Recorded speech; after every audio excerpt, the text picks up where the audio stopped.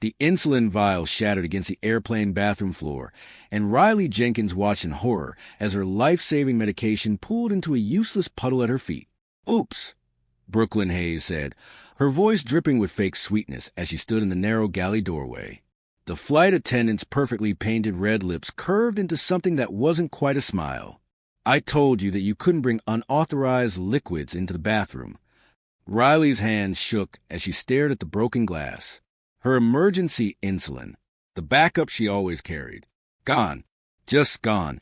That was my medicine," Riley whispered, her voice barely audible over the hum of the aircraft engines.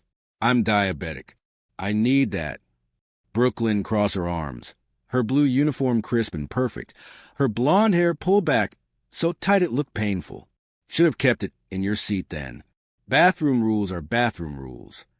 The airplane suddenly felt smaller. The walls pressed in. Riley's vision blurred at the edges, and she didn't know if it was panic or if her blood sugar was already dropping. She'd checked it 20 minutes ago. It had been high. Too high. She'd come to the bathroom to inject insulin away from the stares of other passengers. "Please," Riley said, her throat tight. "You don't understand. I need insulin. My blood sugar is over 300 right now. Without insulin, I could." "I'm sure you'll be fine until we land," Brooklyn interrupted, already turning away. "We're only 90 minutes from Detroit. You teenagers are always so dramatic." Riley felt tears burning in her eyes, but she refused to let them fall. Not here. Not in front of this woman who had just destroyed her medication like it was nothing, like Riley was nothing. She bent down carefully, trying to salvage something, anything, but the insulin was mixed with water and broken glass, completely unusable. Her hands trembled as she picked up the largest pieces of the vial, wrapping them in toilet paper. When Riley emerged from the bathroom, Brooklyn was standing with another flight attendant near the front of the plane. They were whispering, and when Brooklyn saw Riley, she said something that made the other woman laugh. Riley walked back to her seat in row 23, trying to keep her head high, trying to ignore the way her heart was pounding too fast, trying to calculate how long she could last without insulin. She was 18 years old, heading home to Michigan after visiting colleges on the East Coast. She'd been so careful with her diabetes management, so responsible. She had her insulin pump, her backup insulin, her glucose meter, her emergency snacks. She planned everything perfectly, but she hadn't planned for Brooklyn Hayes.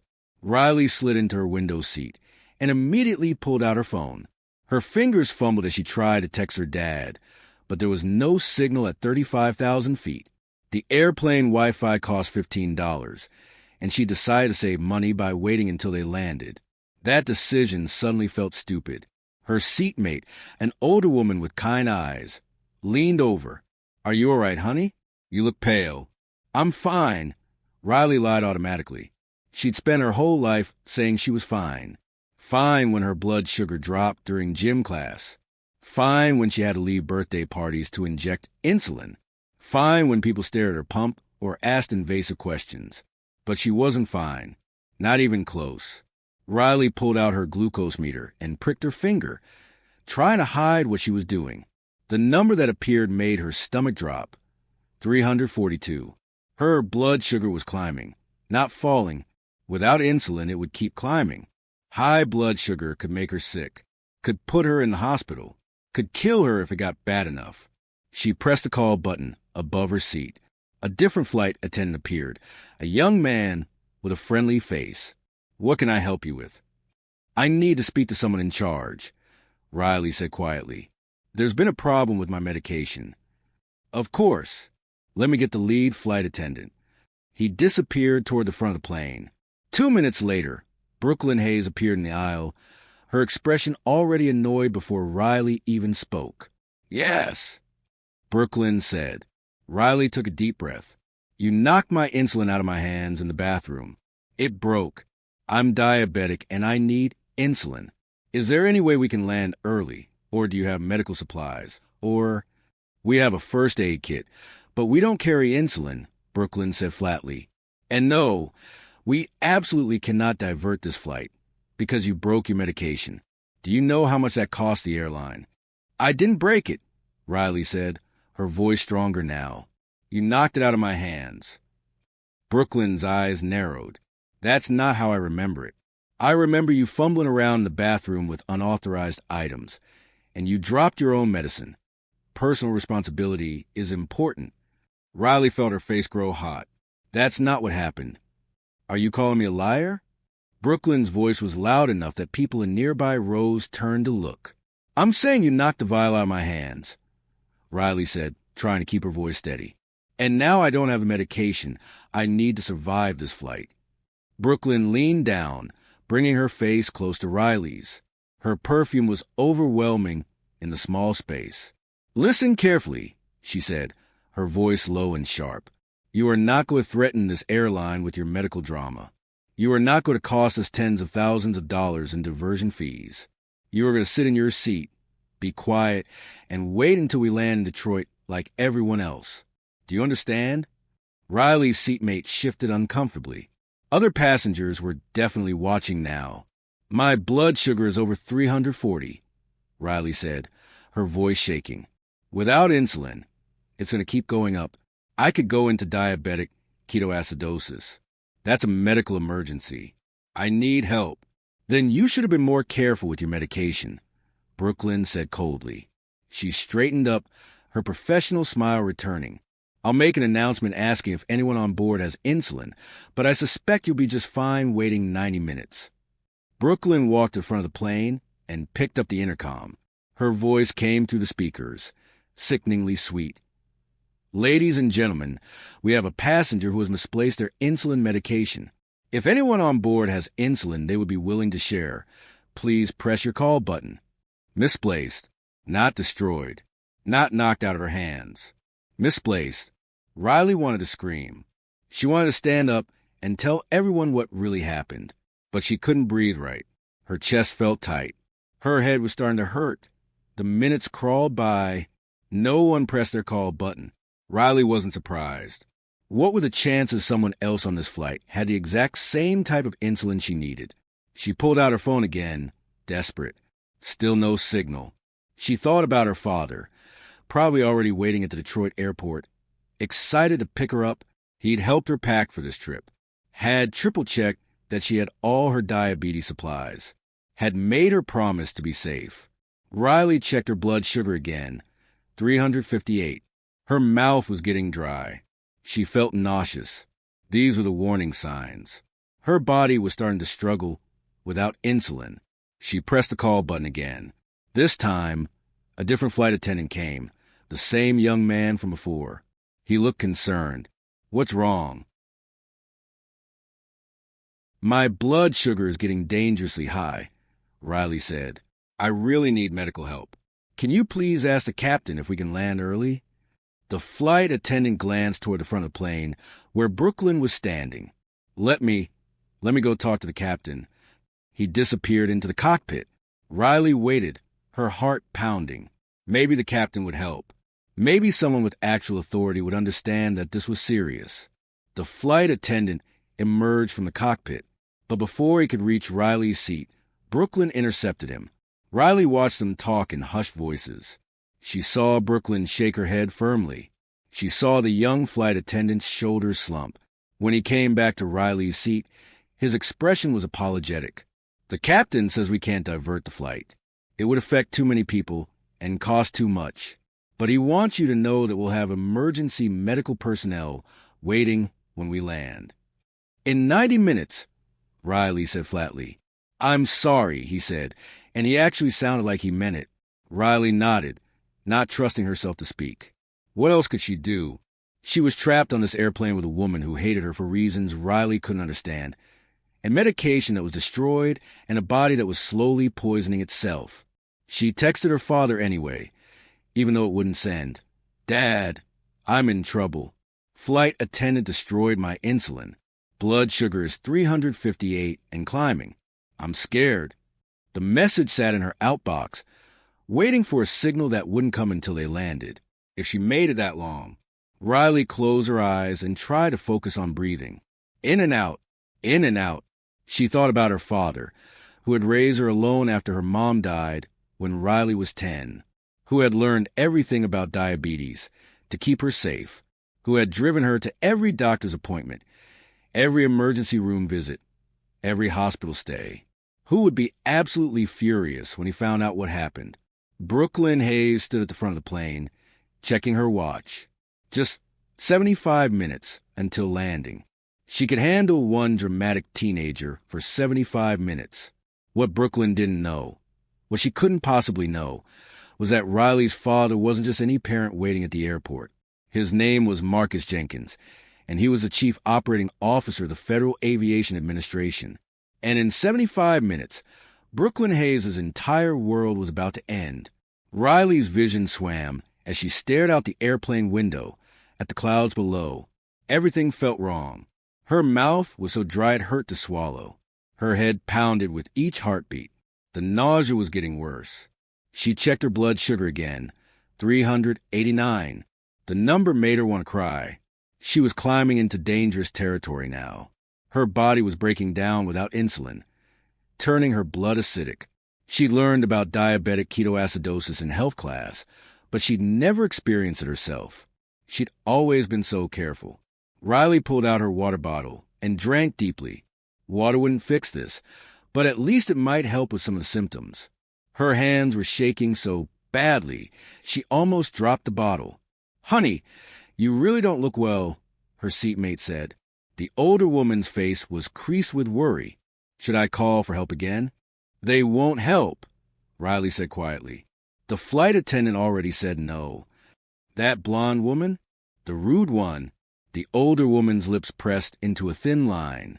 "I heard what she said to you. That was completely inappropriate. When we land, I'm filing a complaint." Riley managed a weak smile. "Thank you." But a complaint wouldn't matter if Riley didn't make it a landing. She tried to distract herself by looking at the pictures on her phone, photos from her college visits. She'd fallen in love with the University of Michigan during her tour. The campus was beautiful, and they had an amazing pre-med program. Riley wanted to be an endocrinologist someday.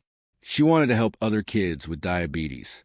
But right now, she couldn't even help herself.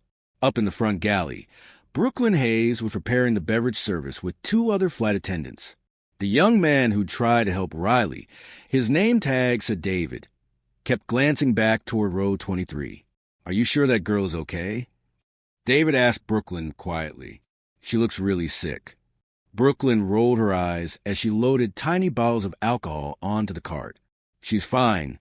These kids always exaggerate everything for attention. Probably wants us to land early so she can post about it on social media." "But she said she's diabetic?" David pressed. "What if it's serious?" "Then she should have been more responsible with her medication." Brooklyn snapped. She lowered her voice. "Look, I've been doing this job for 12 years. I know the difference between a real emergency and a teenager having a tantrum. We are not diverting this flight and costing the airline a fortune because some girl wants to feel special." David didn't look convinced, but he was new. Only 3 months on the job. He wasn't going to argue with a senior flight attendant. What David didn't know, what none of them knew, was that Brooklyn Hayes had a secret. 5 years ago, she'd been written up for discriminating against a passenger. A Hispanic family had complained that Brooklyn had been rude and dismissive when their son had an allergic reaction. The airline had investigated, found the complaint credible, and given Brooklyn a formal warning. One more complaint of discrimination, and Brooklyn would lose her job. So when Brooklyn had seen Riley in the bathroom, a young black girl who looked confident and well-dressed, something bitter had twisted in Brooklyn's chest. She'd knocked that insulin vial down on purpose, had told herself it was about bathroom rules, but deep down, she knew better. And now she was trapped. If she admitted what she'd done, she'd be fired. If Riley filed a complaint and the airline investigated, they might discover the truth. Brooklyn's only option was to minimize the situation, make Riley seem overdramatic, and hope the girl would just shut up until they landed. Brooklyn pushed the beverage cart down the aisle, her smile bright and fake. When she reached row 23, she didn't even look at Riley. "Beverages?" Brooklyn asked the seatmate sweetly. "No, thank you," the older woman said coldly. But that young lady needs medical attention. Brooklyn's jaw tightened. She's being taken care of. By who? The woman demanded. You destroyed her medication, and now you're ignoring her. I saw the whole thing. You knocked that vial out of her hands on purpose. Brooklyn's face went pale, then red. Ma'am, I don't know what you think you saw, but I know exactly what I saw, the woman interrupted, and I'm a retired nurse. That girl is going into diabetic crisis. Look at her. Brooklyn finally looked at Riley. Really looked. The girl's skin had a grayish tint. Sweat beaded on her forehead, despite the cool airplane temperature. Her breathing was shallow and fast. For just a moment, fear flickered across Brooklyn's face. Then she buried it. The captain has been informed, Brooklyn said stiffly. Medical personnel will be waiting when we land. In an hour? The woman said. She might not have an hour. That's not my decision to make, Brooklyn said, and pushed the cart forward, escaping down the aisle. Riley barely registered the conversation. Everything felt far away now, like she was underwater. She kept checking her phone obsessively, waiting for the moment they'd be low enough to get a signal. Her father needed to know what was happening. He would know what to do. He always knew what to do. 20 minutes passed, then 30. Riley's symptoms were getting worse. She felt confused, like her thoughts were moving through mud. The nausea was overwhelming now. She stumbled to her feet, needing the bathroom. Her legs felt weak. Do you want me to come with you? Her seatmate asked, alarmed. Riley shook her head. She could do this. Just walk to the bathroom. Don't make a scene. Don't give Brooklyn any more reasons to be cruel. She made it 3 steps before her legs gave out. Riley collapsed in the aisle, her body crumpling like a puppet with cut strings. The world spun. She heard screaming. Someone caught her before she hit the ground completely. Medical emergency, someone shouted. We need help. Suddenly there were people everywhere. Hands touching her, voices asking questions she couldn't answer. Someone was checking her pulse. Someone else was calling for the flight attendants. Through her blurred vision, Riley saw Brooklyn's face appear above her. The flight attendant's expression was panicked now, all pretense gone. What's happening? Brooklyn demanded. She's going into diabetic shock, the retired nurse said. She'd rushed over from her seat. She needs insulin immediately, or she needs to land. Now. We can't, Brooklyn started. Then she's going to die on this airplane, the nurse shouted. Do you understand? This girl is dying. The words seemed to echo through the cabin. Other passengers were standing now, pulling out their phones, recording. A man in row 18 was already typing furiously on his phone, which somehow had signal. He was posting to social media in real time. David, the young flight attendant, ran to the cockpit and banged on the door. It opened, and he had a rapid, urgent conversation with the pilots that Riley couldn't hear. Riley tried to speak, tried to tell him to call her father, but her mouth wouldn't form words. Her body was shutting down, her blood turning to poison, her cells starving for insulin they couldn't have. She thought about her mom, who died of cancer when Riley was 10. Was this what dying felt like? This slow disconnection from reality? She thought about her father, waiting at the airport, checking his watch, excited to hear about her college visits. She thought about all the things she'd never get to do. Medical school, helping other kids with diabetes, growing up, living. The captain's voice came over the intercom, crisp and professional. Ladies and gentlemen, we are making an emergency landing in Cleveland.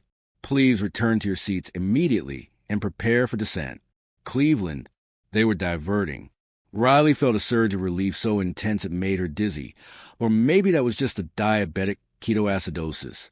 Brooklyn stood frozen in the aisle, watching as passengers carefully lifted Riley and carried her back to her seat. The retired nurse stayed with her, monitoring her pulse, talking to her in a calm, steady voice even though Riley couldn't process the words. This is your fault, someone said to Brooklyn. An older man in a business suit. I recorded everything. You destroyed that girl's medication on purpose. I didn't, Brooklyn stammered. We all saw it, a woman said. You knocked out of her hands and laughed. There's video, someone else added. Multiple people filmed it. It's already going viral. Brooklyn's face went white. Viral. The word ricocheted through her mind like a bullet. If this went viral, if the airline saw a video of her deliberately destroying a diabetic teenager's medication, she ran to the bathroom and locked the door, her hands shaking. She pulled out her phone. No signal yet, but they were descending. Soon she'd be able to see the damage. The plane tilted downward, beginning its emergency descent into Cleveland. The captain was pushing the aircraft to descend as fast as safely possible. Every minute mattered now. In row 23, Riley's consciousness was fading in and out. She was aware of the nurse holding her hand, of other passengers bringing her water, of the airplane dropping through the sky. And then, finally, blessedly, her phone buzzed. Signal. The text she'd written to her father an hour ago finally sent. 3 dots appeared immediately. Her father was typing. Then his message came through. Riley, I'm on the phone with the airline CEO right now. Emergency medical is being dispatched to Cleveland. Hold on, baby. I'm coming. I'm shutting this whole operation down until I know you're safe. Riley's eyes closed. She felt herself slipping away. But somewhere in her fading consciousness, she understood what that message meant. Her father wasn't just any dad. He was Marcus Jenkins, Chief Operating Officer of the Federal Aviation Administration. He had the power to ground airlines, to launch investigations, to destroy careers. And Brooklyn Hayes had just made the biggest mistake of her life. The airplane touched down in Cleveland with a screech of tires. Before it had even stopped moving, emergency vehicles were racing alongside it. Lights flashing in the gray afternoon. Riley heard sirens, heard shouting, felt hands carefully lifting her onto a stretcher. The last thing she saw before the paramedics rushed her off the plane was Brooklyn Hayes standing in the galley, her face ashen, watching her entire world collapse around her. And somewhere in Detroit, Marcus Jenkins was making phone calls that would change everything. The emergency room at Cleveland Medical Center was a blur of bright lights and urgent voices. Riley felt the sharp prick of an .4 needle, heard machines beeping, sensed people moving around her with purpose. Blood sugar is 412. A nurse called out. Starting insulin drip now. Get me a metabolic panel. Stat. The doctor ordered. I want to know if she's in ketoacidosis. Riley tried to speak, tried to tell them she was okay, but her mouth was too dry. A cool hand touched her forehead. You're going to be fine, sweetheart.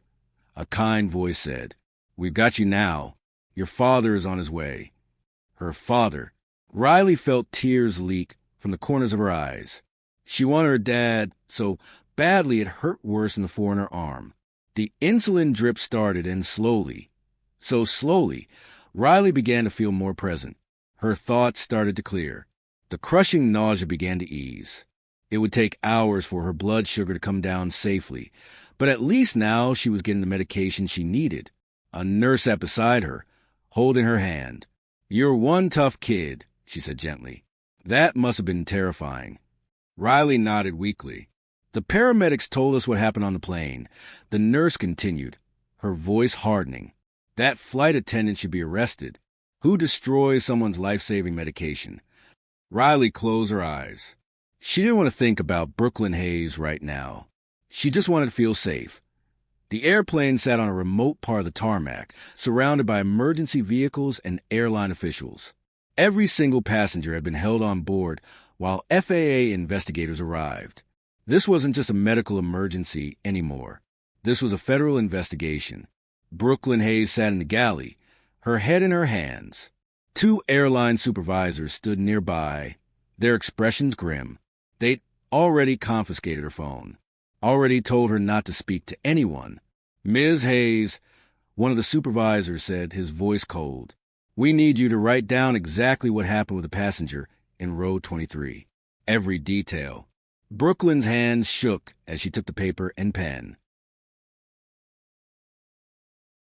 How could she write the truth? That she'd knocked the insulin down on purpose?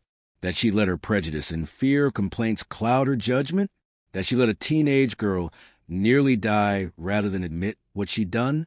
But she couldn't lie. Not with multiple passengers recording video. Not with a retired nurse who'd witnessed everything. Not with the FAA already involved. Brooklyn began to write, and with each word, she felt her 12-year career crumbling to dust. 300 miles away in Detroit, Marcus Jenkins sat in the back of a private jet, his jaw clenched so tight it ached. He'd been at the airport, waiting to pick up Riley, when her text had finally come through. The words had stopped his heart. Flight attendant destroyed my insulin. Blood sugar is 358 and climbing. I'm scared. Marcus had immediately called the airline's emergency hotline. When they'd tried to tell him they couldn't divert a flight for one passenger, he'd told them exactly who he was and exactly what would happen if they didn't get his daughter to a hospital immediately. Then he'd called the FAA's enforcement division, then the airline CEO, then the Secretary of Transportation. By the time Riley's plane had touched down in Cleveland, Marcus had already launched a formal federal investigation into the airline's medical emergency protocols, Brooklyn Hayes' employment history, and every single decision made on that flight. Now, as his jet raced toward Cleveland, Marcus was on the phone with his lawyer. "I want everything," Marcus said, his voice deadly calm.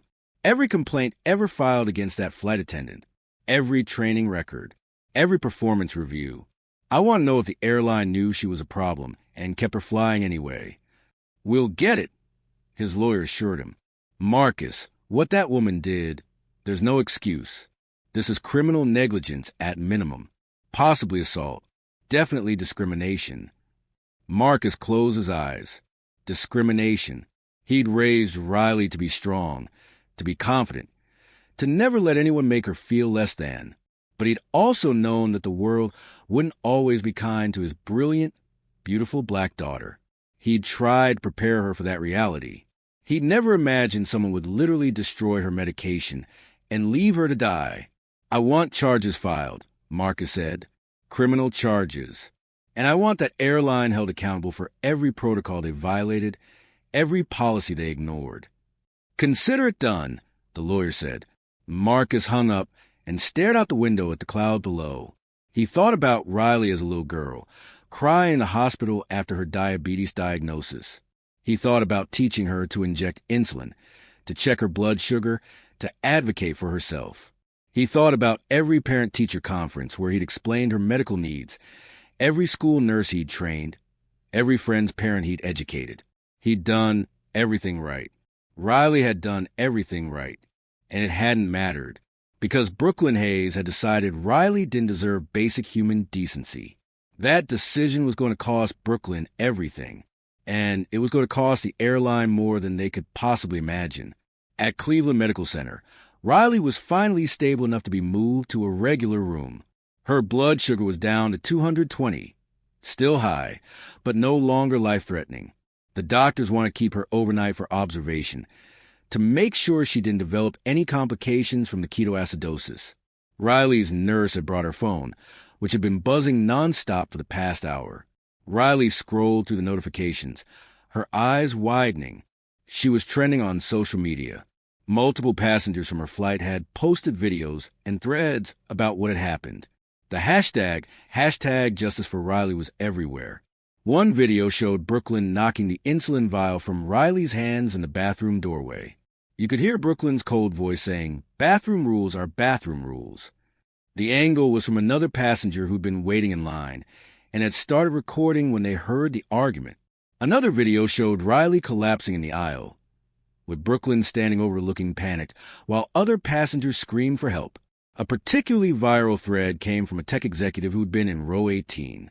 He documented the entire incident in real time, including Brooklyn's refusal to divert the flight, her dismissive comments, and the captain's eventual decision to make an emergency landing. The thread had been shared over 100,000 times. News outlets were picking it up. Riley saw headlines on major websites. Flight attendant destroys diabetic teen's insulin, refuses to help, and viral video shows medical emergency on flight after attendant's actions. Riley felt sick all over again, but this time it had nothing to do with her blood sugar. She hadn't wanted this. She just wanted to go home. Her phone rang. An unknown number, but with a Michigan area code. "Hello." Riley answered weakly. Riley Jenkins? A professional female voice asked. Yes. This is Sarah Chun from Channel 7 News in Detroit.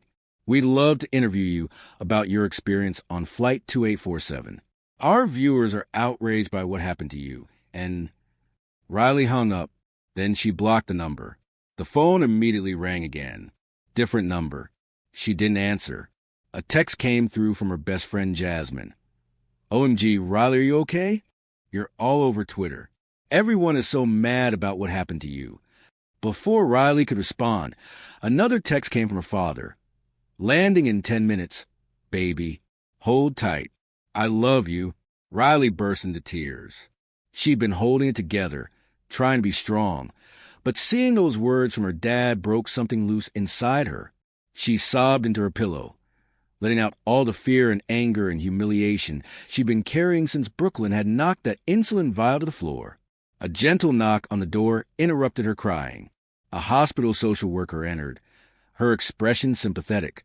Riley, I'm Jennifer. I'm here to check on you and see if you need anything, she said softly. I know this has been traumatic. The hospital has counselors available if you'd like to talk to someone. Riley wiped her eyes. I just want my dad. He'll be here soon, Jennifer assured her. In the meantime, I need to let you know that several media outlets are trying to contact you. The hospital is blocking them, but they're persistent. You don't have to talk to anyone if you don't want to. You have the right to privacy. I don't want to talk to reporters, Riley said firmly. That's completely your choice, Jennifer said. I also need to tell you that the FAA has investigators who will want to speak with you about what happened. They're treating this as a serious incident. Your father has already been in contact with them. Riley nodded. She'd expected that. When your dad was the COO of the FAA, things move fast. Jennifer hesitated. Riley, I want you to know that what happened to you was wrong. Completely, unacceptably wrong. You didn't deserve that treatment. No one does. Because I'm black, Riley said quietly. Jennifer looked surprised. Did the flight attendant say something racist? She didn't have to, Riley said. I could see it in her eyes. The way she looked at me. The way she talked to me. I've seen that look before. Jennifer's expression softened with understanding and sadness. I believe you, and I'm sorry. They sat in silence for a moment. Then Jennifer said, Your father sounds like he's not going to let this go. Riley felt a small, fierce smile tug at her lips. He's not. Brooklyn Hayes has no idea what's about to hit her. At the airport, FAA investigators were interviewing passengers one by one in a secure area. They'd already interviewed David, the young flight attendant who'd tried to help. His statement had been damning for Brooklyn.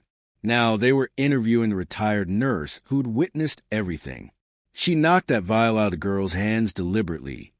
The nurse said firmly, I saw it happen. And then she refused to help, even when it became clear Riley was in medical crisis. That woman should never be allowed near passengers again. The investigator made careful notes.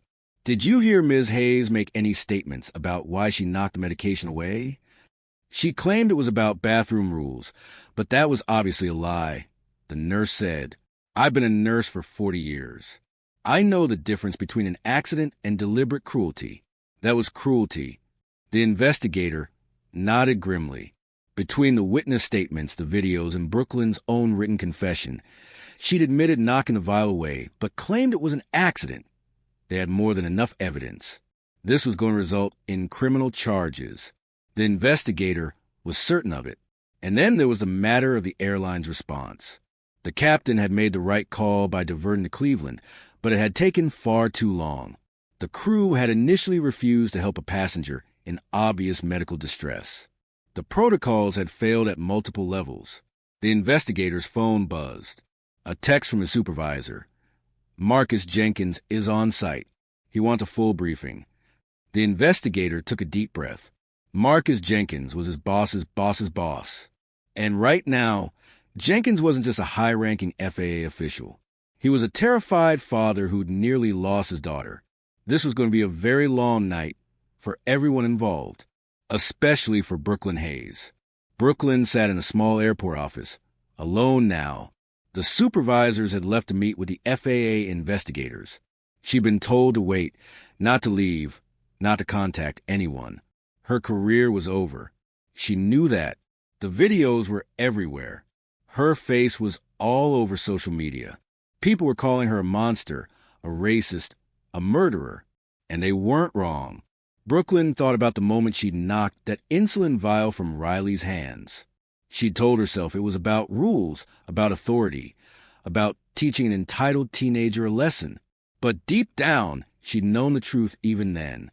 She'd seen a confident young black girl, and something ugly inside her had wanted to knock that confidence down.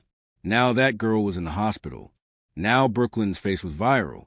Now federal investigators were building a case against her. Brooklyn put her head in her hands and wondered how her life had come to this moment. How 12 years of flying had ended with her destroying a teenager's medication and nearly killing her.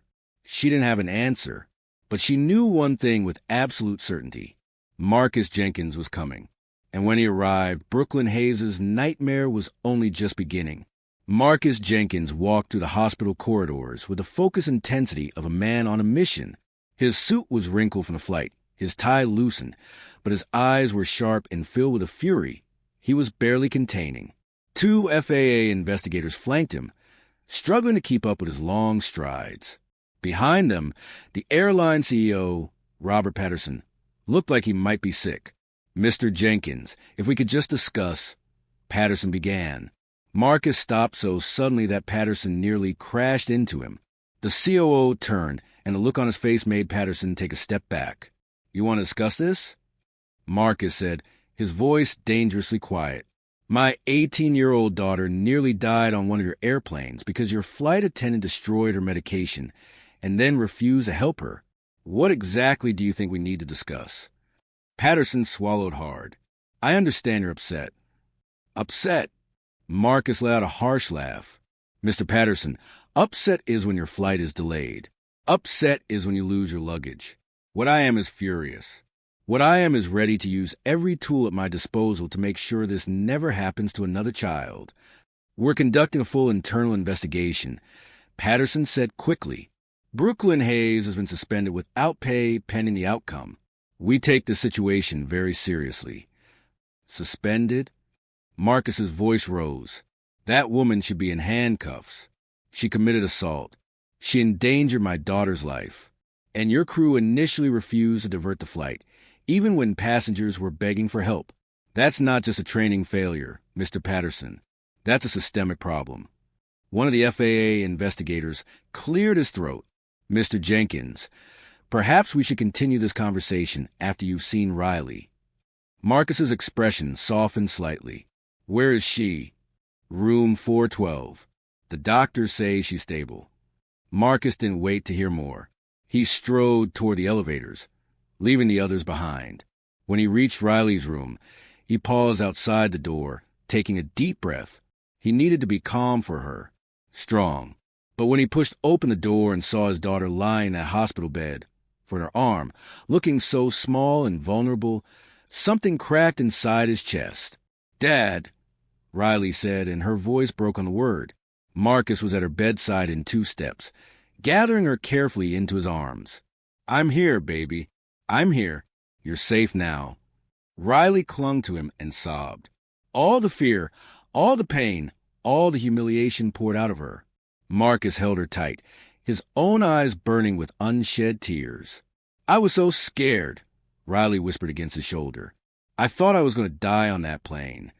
"I know," Marcus said, his voice rough. "I know, sweetheart. But you're okay now. You're going to be okay." They stayed like that for a long moment, father and daughter, holding each other in the quiet hospital room. Finally, Riley pulled back and wiped her eyes. "Dad, it's all over social media," she said. "Everyone's talking about it. There are videos and—" "I know," Marcus said. "I've seen them." "I didn't want this," Riley said. "I just want to come home." Marcus cupped her face gently. "Riley, listen to me. What happened to you was wrong. That woman had no right to treat you that way. And the fact that it's public now, that's not your fault. That's on her. But everyone's calling her racist." Riley said quietly. I mean, I could feel it. But now it's this huge thing, and I'm in the middle of it. Marcus sighed. I won't lie to you. This is going to be big. The FAA is investigating. The airline is investigating. There will probably be criminal charges. But you don't have to do anything you don't want to do. If you want to stay private, we can make that happen. Riley looked down at her hands. What do you think I should do? I think, Marcus said carefully, that you should focus on getting better first. Everything else can wait. A knock on the door interrupted them. A doctor entered, smiling warmly at Riley. Ms. Jenkins, I'm Dr. Patel. How are you feeling?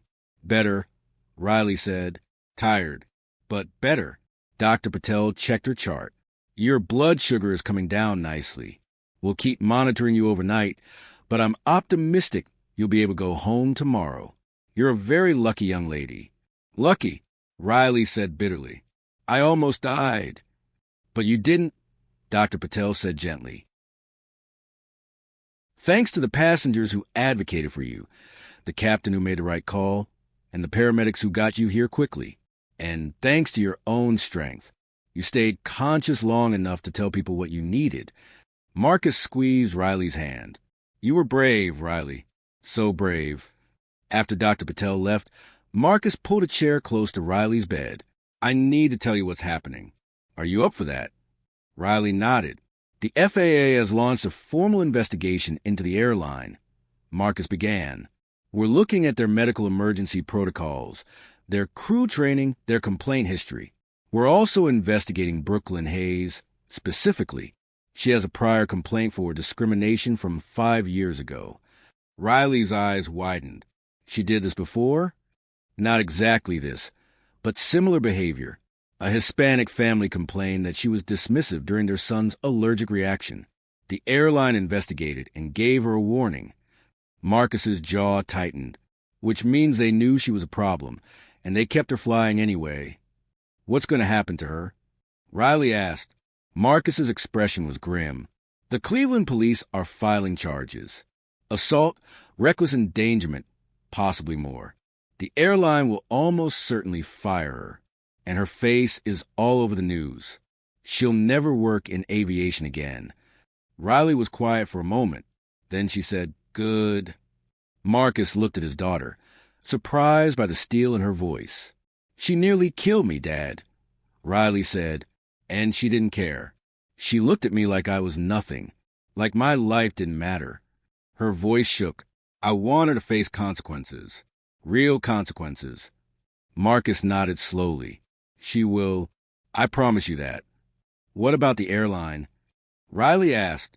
That's more complicated, Marcus admitted. I can't shut down an entire airline just because I'm angry, but I can make sure they implement better policies, better training, better oversight. I can make sure this never happens to another kid. But you said you were shutting down the airline, Riley said, remembering his text.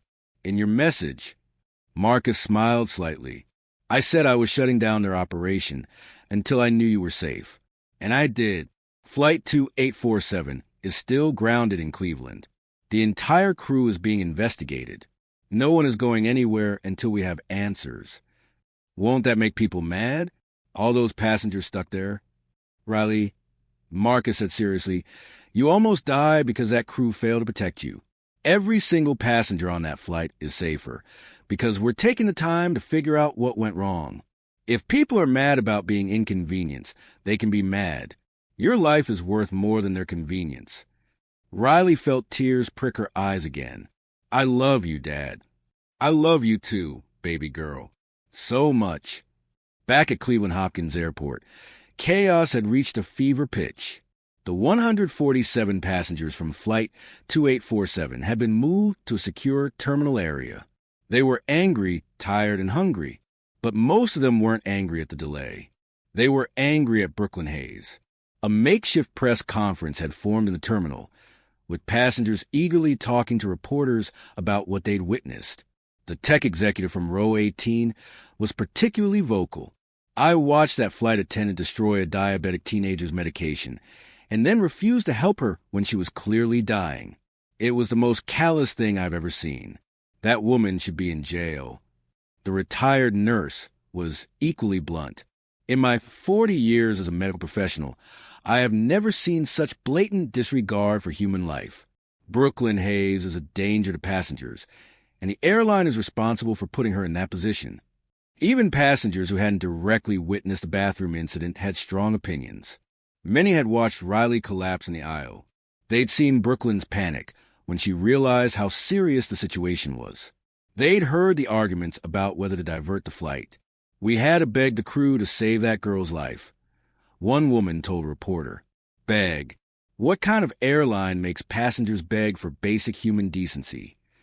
Inside the secure investigation area, Brooklyn Hayes sat across from two Cleveland police detectives.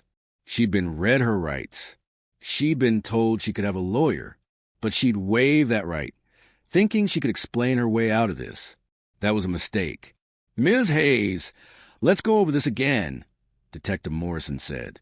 He was a veteran cop with kind eyes that had seen too much. "You knocked the insulin vial out of Riley Jenkins's hands. Then you refused to provide medical assistance. Is that correct?" "It was an accident," Brooklyn said, but her voice lacked conviction.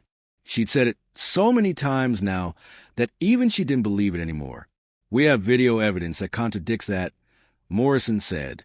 He turned a tablet toward her, showing the clip from the bathroom. Brooklyn watched herself deliberately swing her arm, knocking the vial from Riley's hands. You could see it in her body language. It wasn't an accident. Brooklyn put her face in her hands. "Ms. Hayes, I need you to understand the seriousness of the situation," Morrison said, not unkindly. "You destroyed medication that a person needed to survive. Then you failed to provide aid when that person went into medical crisis. Under Ohio law, that's assault and reckless endangerment at minimum." "I didn't mean for her to get that sick," Brooklyn whispered. "But you did mean to knock the insulin away," Morrison pressed. "Why?" Brooklyn was silent. "Was it because Riley is black?" the other detective asked. Her name was Detective Chun, and her voice was harder than Morrison's. "Because we pulled your employment record, Ms. Hayes. We know about the prior complaint. We know you have a pattern of treating minority passengers differently." "No," Brooklyn said weakly. "That's not." "Then explain it to us," Chin said. "Explain why you destroyed that girl's medication. Explain why you refused to help her even when other passengers were begging you to act. Explain why you told the captain not to divert the flight." "I didn't tell him not to divert," Brooklyn protested. Chin slid a paper across the table. "This is a statement from First Officer James Rodriguez. He says you came into the cockpit approximately 20 minutes into the emergency and told the captain that you believed the passenger was exaggerating her symptoms for attention. You recommended against diverting. The captain decided to divert anyway, against your recommendation." Brooklyn felt like she was drowning. Everything was falling apart. Every lie, every excuse, every attempt to minimize what she'd done was being systematically demolished. "I want a lawyer," she finally said. "Smart choice," Morrison said. "You're going to need one." By midnight, Riley had fallen asleep, exhausted from the day's trauma. Marcus sat in the chair beside her bed, watching her breathe, grateful beyond words that she was alive. His phone buzzed quietly. A text from the Secretary of Transportation. "Marcus, I've reviewed the preliminary report. This is bad. Really bad. The airline's protocols failed at multiple levels. We need to talk about federal intervention." Marcus typed back. "Tomorrow. Right now I'm with my daughter." Another text came in, this time from his lawyer. "Hayes has been formally charged. Assault in the 3rd degree and reckless endangerment. Bail hearing tomorrow. The prosecutor morning is pushing for no bail given the public safety risk." Marcus felt a grim satisfaction. Brooklyn Hayes was going to face justice. Real justice. But even that didn't feel like enough. Because his daughter had almost died. Because Riley would carry the trauma of this day for the rest of her life. Because somewhere in America, there were other kids with diabetes, other kids with medical conditions, other kids who might face the same kind of cruelty from people who were supposed to keep them safe. Marcus made a decision. Tomorrow, after Riley was released from the hospital, he was going to hold a press conference. He was going to use his position, his platform, and his fury to make sure every airline in America understood that medical emergencies were sacred, that passengers' lives came first. Always. Brooklyn Hayes had picked the wrong teenager to target, and more importantly, she'd picked the wrong father to cross. As Marcus watched his daughter sleep, he whispered a promise into the quiet hospital room. "She's going to pay for what she did to you, Riley. I'm going to make sure of it." Outside the hospital, news vans were already gathering. The story of the flight attendant who destroyed a diabetic teen's insulin was national news now. Everyone wanted answers. Everyone wanted justice. And Marcus Jenkins was going to make sure they got it. The morning sun filtered to the hospital window, warming Riley's face as she slowly woke up. For a brief, peaceful moment, she forgot where she was. Then she saw the four in her arm and remembered everything. Her father was asleep in a chair beside her bed, his hand still holding hers. He looked exhausted, his face lined with worry even in sleep. Riley squeezed his hand gently, and Marcus's eyes opened immediately. "Hey, baby," he said softly, sitting up. "How are you feeling?" "Better," Riley said, and it was true. Her head didn't hurt anymore. The nausea was gone. She felt weak and tired, but alive. Blessedly alive. "What time is it?" "Almost 7. Marcus checked his watch. "Dr. Patel should be here soon to check on you. If everything looks good, we can go home today." Home. Riley wanted nothing more than to sleep in her own bed, eat her dad's cooking, and pretend the last 24 hours had never happened. But the universe had other plans. Marcus's phone buzzed with an incoming call. He glanced at the screen and sighed. "It's the FAA director. I need to take this. Will you be okay for a minute?" Riley nodded, and Marcus stepped into the hallway. Alone, Riley picked up her own phone. She'd been avoiding it, but she couldn't hide forever. She opened social media and immediately wished she hadn't. The story had exploded overnight. Hashtag Justice for Riley was the #1 trending topic on Twitter. Major news outlets were running segments about her. CNN, MSNBC, Fox News, everyone was covering it. But it wasn't just about her anymore.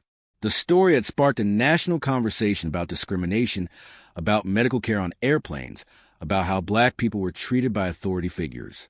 Riley scrolled through dozens of articles. FAA official's daughter nearly dies after flight attendant destroys insulin. Viral video exposes airline's failed medical protocols. Brooklyn Hayes charged with assault in insulin incident. There were opinion pieces, too.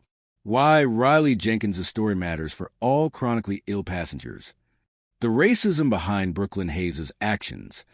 How airlines fail disabled and medically complex travelers. Riley found herself reading the comments, even though she knew she shouldn't. Most people were supportive, angry on her behalf. But there were others.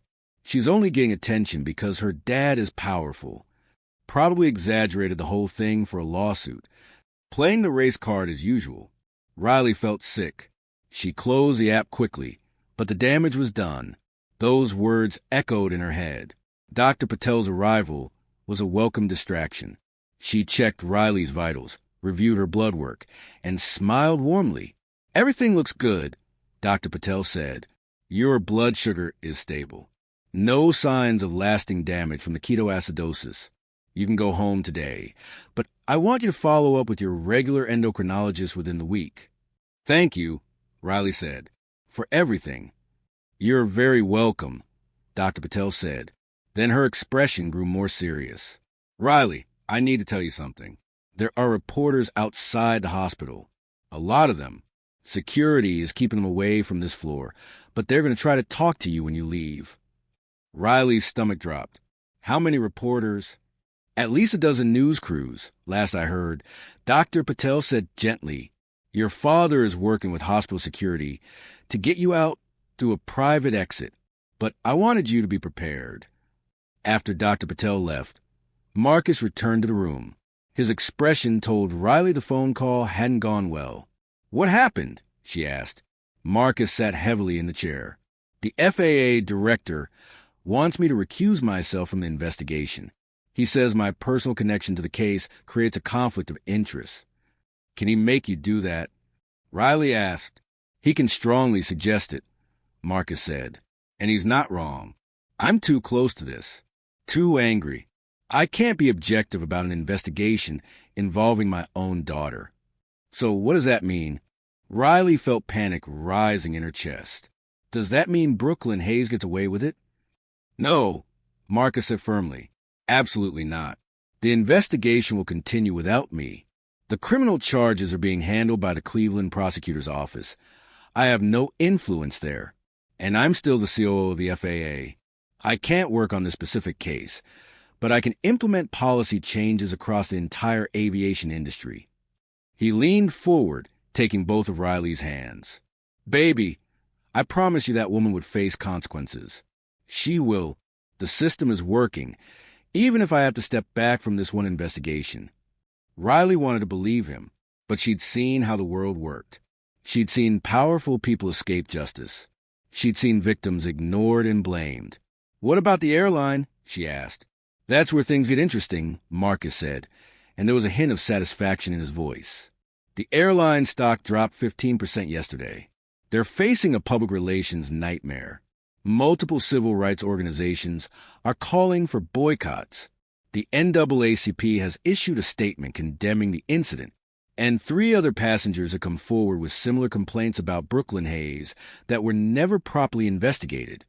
3 other people? Riley's eyes widened. Marcus nodded grimly. The airline buried those complaints, gave Hayes warnings, but kept her flying. They're legally liable for that, and they know it. Their CEO called me 6 times last night trying to negotiate a settlement. What kind of settlement? Money, policy changes, a formal apology, firing Brooklyn Hayes, obviously. Marcus paused. Riley, they offered $5 million. Riley's jaw dropped. $5 million? I told them no. Marcus said simply, What? Why? Because this isn't about money, Marcus said. This is about making sure what happened to you never happens to another kid. Money doesn't do that. Real change does. He pulled out his tablet and showed Riley a document. This is what I'm demanding instead. Comprehensive medical emergency training for all flight crew. A patient bill of rights for travelers with medical conditions. Mandatory reporting of all medical incidents to the FAA. Third-party audits of complaint procedures. And a dedicated fund to support disability rights advocacy in aviation. Riley read through the list, her eyes stinging with tears. Her father wasn't just fighting for her. He was fighting for everyone. The airline hasn't agreed yet, Marcus continued. But they will, because if they don't, I'm going to use every regulatory tool at my disposal to make their lives very difficult. And I'm going to encourage every person who's ever been mistreated on their flights to come forward. A knock at the door interrupted them. A hospital security officer entered, looking apologetic. Mr. Jenkins, the media presence outside has grown. We need to get you and Riley out of here soon. We have a plan, but we need to move quickly. Marcus stood. Give us 10 minutes to get Riley dressed and packed. After the officer left, Riley looked at her father. Dad, what if I don't want to hide? What if I want to tell my story? Marcus studied her carefully. Are you sure? You don't owe anyone an explanation. Riley, you're the victim here. I know, Riley said. But those comments I read online, people are saying I'm making this about race, that I'm exaggerating, that I only matter because you're powerful. Her voice grew stronger. I want people to know the truth. I want them to know what Brooklyn Hayes did to me. And I want other kids with diabetes to know they deserve better. Marcus was quiet for a long moment. Then he nodded slowly. Okay, but we do this right. We prepare a statement. We choose the time and place. We don't let the media circus control the narrative. Agreed? Agreed, Riley said. 2 hours later, Riley stood beside her father in a hospital conference room. Cameras filled the space, news crews from every major outlet. Reporters sat with notepads ready. The room buzzed with anticipation. Riley wore a simple blue dress, and her insulin pump was visible on her hip. She'd made that choice deliberately. She wasn't hiding her diabetes. She wasn't hiding anything. Marcus spoke first, his voice calm and authoritative. Thank you all for coming. My daughter Riley has agreed to make a statement about the events of Flight 2847. She will not be taking questions at this time, but she wants you to hear her story in her own words." He stepped aside, and Riley took a deep breath. Her hand shook slightly as she unfolded her prepared statement, but her voice was steady when she spoke. "My name is Riley Jenkins. I'm 18 years old, and I have type 1 diabetes. 2 days ago, a flight attendant named Brooklyn Hayes deliberately destroyed my insulin medication and then refused to help me when I went into a medical crisis." She paused, letting that sink in. The room was completely silent. I want to be clear about what happened, because I've seen people online suggesting I'm exaggerating or playing victim. I'm not. Brooklyn Hayes knocked my insulin vial out of my hands in the airplane bathroom. I watched it shatter on the floor. When I told her I needed that medication to survive, she said I was being dramatic. She said bathroom rules were bathroom rules. Riley's voice grew stronger. When my blood sugar climbed to dangerous levels, when I told multiple crew members I needed help, when other passengers begged him to divert the flight, Brooklyn Hayes told the captain I was exaggerating for attention. She recommended against diverting. If the captain had listened to her, I would have died. She looked directly at the cameras. I collapsed in the aisle of that airplane. My body was shutting down. I honestly thought I was going to die. And through all of that, Brooklyn Hayes did nothing to help me. She stood there and watched. Riley took another breath. Some people are asking if this was about race. I can't prove what was in Brooklyn Hayes' heart, but I can tell you what I felt. I felt her contempt. I felt her disregard for my life. And I know that other passengers, Black and Hispanic passengers, have come forward with similar complaints about her. That's not a coincidence. That's a pattern. I'm not sharing my story for sympathy or attention, Riley continued. I'm sharing it because there are millions of people with diabetes and other chronic illnesses who travel every day. They deserve to be treated with dignity. They deserve to have their medical needs taken seriously. They deserve flight attendants who see their lives as valuable. She folded her statement. Brooklyn Hayes made a choice that day. She chose cruelty over compassion. She chose her pride over my life. And now she has to live with the consequences of that choice. But the airline also made choices. They ignored previous complaints. They failed to train their staff properly. They created a culture where someone like Brooklyn Hayes could nearly kill a passenger and feel justified doing it. Riley's eyes were fierce now. My father is a powerful man. He has the ability to push for change, and he's using that power. But this shouldn't require a powerful father. Every person with a medical condition should be able to trust that airlines will keep them safe. That's not a privilege. That's a basic human right. She finished with words she'd written herself, without her father's input, to other kids like me, living with chronic illnesses, fighting to be taken seriously every day. I see you. Your life matters. Your health matters. Don't let anyone make you feel small. Don't let anyone destroy your medication and tell you it's no big deal. Speak up. Fight back. Demand better. We deserve better. Riley stepped back, and Marcus put his arm around her shoulders. The room erupted with shouted questions, but Marcus and Riley walked out without answering any of them. In the hallway, away from the cameras, Marcus hugged his daughter tightly. "I'm so proud of you," he whispered. "So incredibly proud." Riley felt tears sliding down her cheeks, but they weren't tears of sadness. They were tears of release. She'd told her truth. She'd used her voice. Whatever happened next, she knew she'd done the right thing. Across town, in a small apartment, Brooklyn Hayes watched Riley's statement on television. Her lawyer had advised her not to watch, but she couldn't help herself. She saw the strength in Riley's face, heard the conviction in her voice. Watched her refuse to back down or minimize what had happened. Brooklyn thought about her own daughter, who was Riley's age. She thought about how she'd feel if someone had treated her child the way she'd treated Riley. The shame was crushing. Her lawyer sat beside her, taking notes. "This is bad, Brooklyn. That statement is going to be played everywhere. The prosecutor is going to use it. The civil suit that's inevitably coming is going to use it. You understand that, right?" Brooklyn nodded numbly. She understood.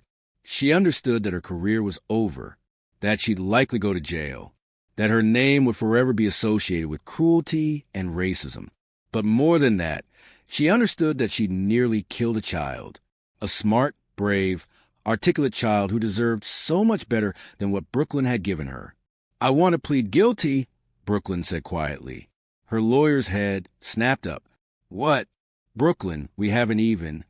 "I want to plead guilty," Brooklyn repeated more firmly. "I don't want a trial. I don't want to drag this out.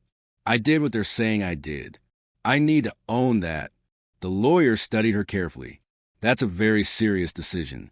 You could face jail time." "I know," Brooklyn said. "I deserve jail time. That girl almost died because of me." For the first time since this nightmare began, Brooklyn felt something close to clarity. She couldn't undo what she'd done. She couldn't give Riley back those hours of terror and pain, but she could stop fighting. She could accept responsibility. She could face the consequences with whatever dignity she had left. It wouldn't be redemption. Brooklyn knew she didn't deserve redemption, but maybe someday it could be the beginning of atonement. 1 week later, Riley sat in her bedroom in Detroit, doing homework like a normal teenager. Her blood sugar was stable. Her follow-up appointment with her endocrinologist had gone well. Physically, she was fine. Emotionally, she was still processing everything. Her statement had been viewed millions of times. She received thousands of messages of support from people with diabetes, from people with other chronic illnesses, from parents of medically complex kids. Their stories had broken her heart and filled her with determination. The airline had agreed to all of Marcus's demands. They'd implemented new protocols, committed to better training, and established the advocacy fund. Brooklyn Hayes had been fired and had pled guilty to all charges. She was awaiting sentencing. Riley had been offered book deals, speaking opportunities, even a meeting with the Surgeon General. It was overwhelming, but it was also empowering. Her phone buzzed. A text from Jasmine. "Still coming to the movies tonight? Or are you too famous for us now?" Faced with tears of joy, Riley smiled and typed back, "Never too famous for you. Pick me up at 7? A knock on her door. Marcus poked his head in. "Hey, sweetie, how's the homework?" "Boring," Riley admitted, "but good. Normal." Marcus sat on the edge of her bed. "I got a call from the JDRF today. The Juvenile Diabetes Research Foundation. They want you to speak at their national conference next month." Riley looked up from her textbook. "Do you think I should?" "I think," Marcus said carefully, "that you should do whatever feels right for you. You've already done more than anyone could ask. If you want to step back and just be a kid again, that's okay." Riley thought about it. "I want to speak," she decided. "There are kids out there who need to know they're not alone, that their lives matter. If I can help them feel less scared, less invisible, yeah, I want to do that." Marcus smiled. "Then we'll make it happen." They sat in comfortable silence for a moment. Then Riley said, "Dad, thank you for everything, for fighting for me, for believing me, for making them listen." "Always," Marcus said. "That's what fathers do. We protect our kids. We fight for them. And when someone hurts them, we make sure there are consequences." He paused. "But Riley, you did the hardest part. You survived. You spoke up. You refused to be silenced. That took more courage than anything I did." Riley felt tears pricking her eyes again. "I was so scared on that plane." "I know," Marcus said softly. "And you get to feel that fear. You get to be angry about what happened. You get to take all the time you need to heal. But I also want to know something. Brooklyn Hayes tried to make you feel small. She tried to make you feel like you didn't matter, and you proved her wrong. You showed the whole world that you matter, that your voice matters, that your life matters." Riley wiped her eyes and nodded. "What's going to happen to her?" "To Brooklyn? She'll probably get probation and community service for a first offense," Marcus said. "Maybe some jail time, depending on the judge. But the real punishment is that she's lost everything. Her career, her reputation, her sense of self. She'll carry what she did to you for the rest of her life." "Good," Riley said. Then, softer, Is it bad that I feel that way? No, Marcus said firmly. It's not bad. She nearly killed you, Riley. You're allowed to want justice. You're allowed to feel satisfied when you get it. Riley nodded slowly. I keep thinking about the other passengers. The ones who helped me. The nurse who stayed with me. David, the flight attendant who tried to make the captain listen. Even the people who recorded everything. They saved my life. They did, Marcus agreed. People can be cruel, but they can also be kind. They can also be brave. You experienced both extremes on that flight. Riley's phone buzzed again. Another text from Jasmine. Also, we need to talk about college. Did you decide on Michigan? Riley smiled. In all the chaos, she'd almost forgotten about her college visits. But the answer was easy. Yeah, she said out loud to her father and to herself. I'm going to Michigan. I'm going to study medicine. And someday, I'm going to help kids like me. Marcus beamed with pride. That's my girl. As the sun set over Detroit, Riley felt something shift inside her. The fear was still there. The anger was still there. But there was something else too. Hope, strength, purpose. Brooklyn Hayes had tried to destroy her. Instead, she'd awakened something fierce and unbreakable in Riley Jenkins. And Riley was going to use that fierceness to change the world. She opened her laptop and started typing an email to the JDRF. I would be honored to speak at your conference. I have a story to tell, and I think people need to hear it. In a small apartment across town, Brooklyn Hayes stared at the ceiling, unable to sleep, haunted by the memory of a girl collapsing in an airplane aisle. And in a hospital conference room, Riley's statement played on a loop on news channels across the country, her voice strong and clear. We deserve better. The words echoed, and slowly, painfully, beautifully, they began to change things. Riley Jenkins' story sparked a national movement for better treatment of medically complex passengers on airlines. Within 6 months, every major airline in the United States had implemented new protocols based on Marcus Jenkins' demands. Flight attendants received comprehensive training on medical emergencies and disability rights. A passenger bill of rights was adopted industry-wide. Brooklyn Hayes served 6 months in jail and 500 hours of community service at a diabetes education center. She never worked in aviation again, but through her community service, working directly with families affected by diabetes, she began the long, difficult journey of understanding the harm she caused and becoming a better person. Riley Jenkins graduated from the University of Michigan with honors and went on to medical school. She became an endocrinologist specializing in adolescent diabetes care. She never forgot the fear she felt on Flight 2847, and she made sure every single one of her patients knew their lives mattered. And Marcus Jenkins? He continued to fight for passengers' safety and disability rights until his retirement. But his greatest accomplishment, the thing he was most proud of, wasn't any policy or regulation. It was raising a daughter brave enough to speak her truth and strong enough to demand justice.